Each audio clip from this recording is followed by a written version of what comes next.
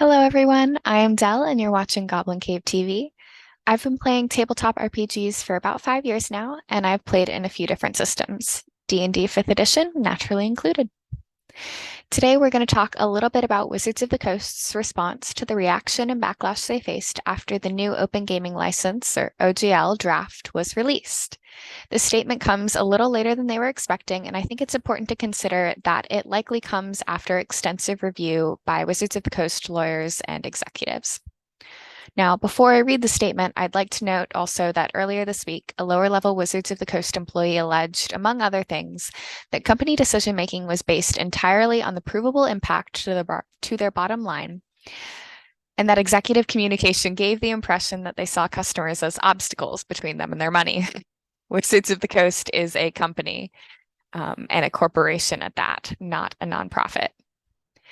Now, the statement was posted on D&D Beyond today and says, when we originally conceived of revising the OGL, it was with three major goals in mind. First, we wanted the ability to prevent the use of D&D content from being included in hateful and discriminatory products. Second, we wanted to address those attempting to use D&D in Web3, blockchain games, and NFTs by making it clear that OGL content is limited to tabletop role-playing content like campaigns, modules, and supplements. And third, we wanted to ensure that the OGL is for the content creator, the home brewer, the aspiring designer, our players, and the community, not major corporations to use for their own commercial and promotional purposes. Driving these goals were two simple principles. One, our job is to be good stewards of the game, and two, the OGL exists for the benefit of the fans. Nothing about those principles has wavered for a second.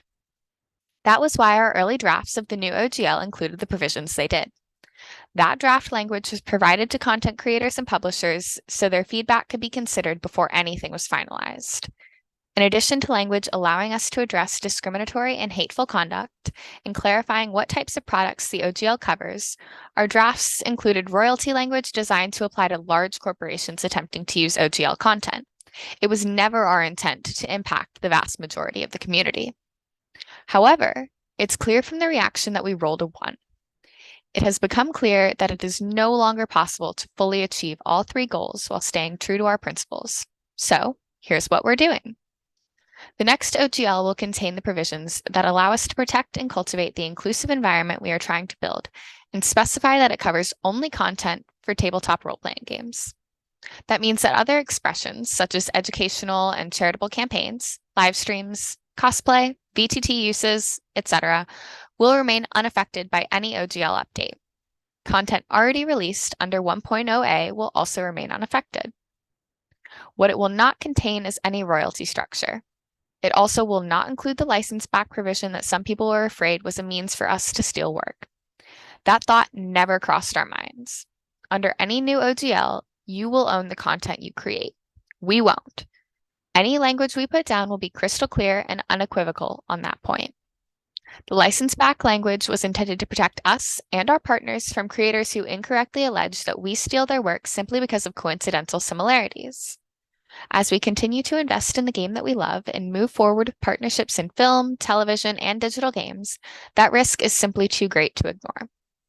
The new OGL will contain provisions to address that risk, but we will do it without a license back agreement and without suggesting that we have rights to the content you create. Your ideas and imagination are what makes this game special, and that belongs to you. A couple of last thoughts. First, we won't be able to release the new OGL today because we need to make sure we get it right, but it is coming. Second, you're going to hear people say that they won and we lost because making your voices heard forced us to change our plans. Those people will only be half right. They won, and so did we. Our plan was always to solicit the input of our community before any update to the OGL. The drafts you've seen were attempting to do just that. We want to always delight fans and create experiences together that everyone loves. We realize we did not do that this time, and we are sorry for that. Our goal was to get exactly the type of feedback on which provisions worked and which did not, which we ultimately got from you. Any change this major could have only been done well if we were willing to take that feedback, no matter how it was provided. So we are. Thank you for caring enough to let us know what works and what doesn't, what you need, and what scares you.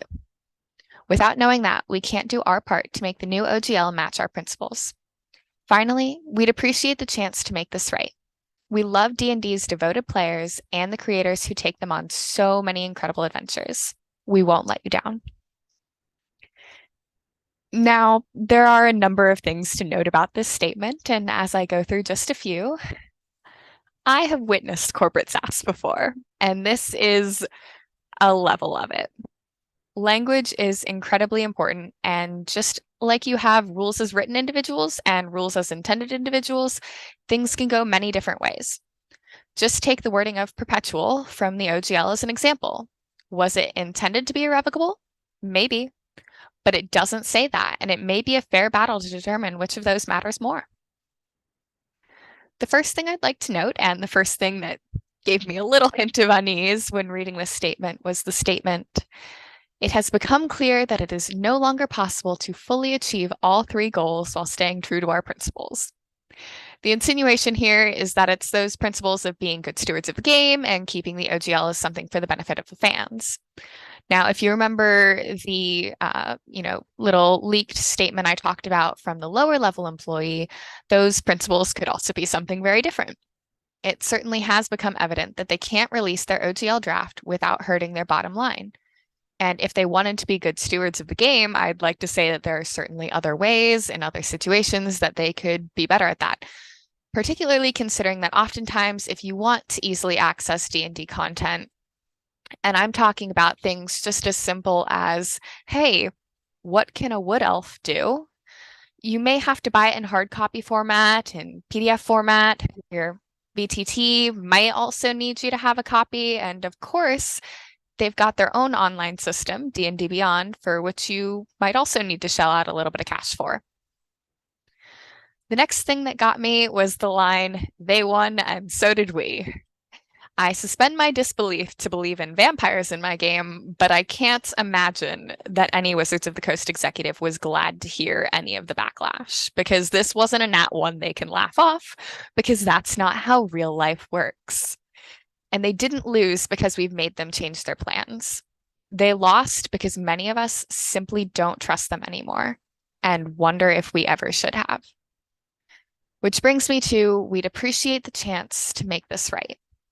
Now, I'm a language nerd, if you couldn't tell, and so it might just be me being nitpicky about what they said, how I think they should say it, but this comes off as a really passive comment.